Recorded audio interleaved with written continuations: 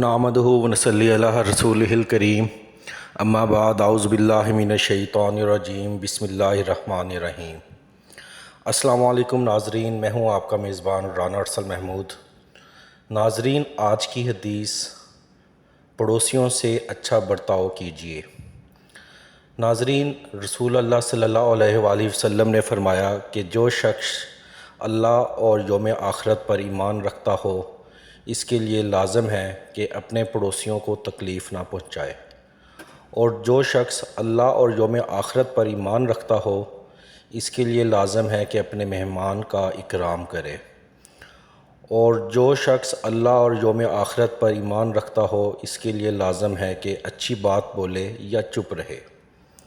اللہ تبارک تعالیٰ تمام بے روزگاروں کو روزگار، تمام بے اولادوں کو نیک اور صالح اولاد، جو بیمار ہیں انہیں صحت یاب کرے، جو وفات پا چکے ہیں انہیں جنت الفردوس میں اعلیٰ مقام عطا کرے، اور جو پریشان ہیں کسی بھی وجہ سے تو اللہ تبارک تعالیٰ ان کی پریشانیوں کو دور کرے، اور اللہ تبارک تعالیٰ تمام امت مسلمہ اور خاص کر کے ہمارے ملک پاکستان کی حفاظت فرمائے، آمین۔ انشاءاللہ ہم پھر حاضر ہوں گے ایک نئی حدیث، ایک نئے واقعے اور ایک نئی اچھی بات کے ساتھ۔ اللہ حافظ۔